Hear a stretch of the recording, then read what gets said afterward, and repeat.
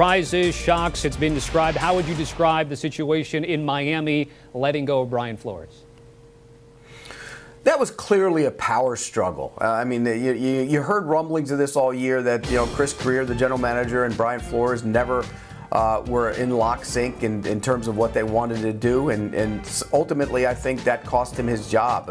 There was friction between him and Tua. I think when you look at them exploring the opportunities to try and get Deshaun Watson during the season, and then having owner Stephen Ross nix it, I think that led to some problems. So look, it wasn't just his coaching. You look, if you want to blame anybody, blame that roster on Chris Greer. They're across the board, their offensive line, they have a ton of draft capital in there, and it's not improved much at all. So I think there's a bunch of issues with the Miami Dolphins.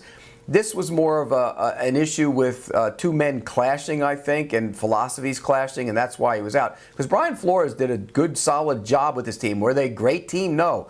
But to see that team turning it around and rally and get on the brink of being in the postseason, I think that speaks volumes about him. Keep an eye on Doug Peterson as a potential coach down there in Miami. I know there's a lot of link to Jim Harbaugh. I don't know if they're going to make that move. Remember, Stephen Ross, very loyal to the University of Michigan. Does he want to be the guy who takes away their coach and hires him as an NFL coach? Doug Peterson played for the Miami Dolphins way back in the day, so it wasn't like he was there for a long time, but he did play for the Dolphins. And so there's some history there, and he has a Super Bowl on his resume. So I think that's a possibility for the Dolphins right now. Interesting. If it is Doug Peterson, as you mentioned, Super Bowl ring and an offensive acumen to get to Miami and Tua Tagovailoa, the starting quarterback this past season. Pete, certainly appreciated as always. Again, Brian Flores, part of a team that first time in NFL history team lost 7 straight games and also won 7 straight games in the same season. You see the list there. We've talked about it before, but it's interesting to note Brian Flores out, Chris Greer staying. Is that's our understanding. He joined the organization at the turn of the century in 2000, so he's still around.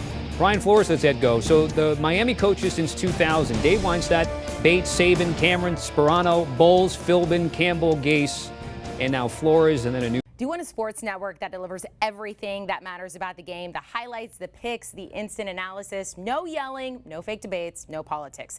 Hit the subscribe button and never miss a moment.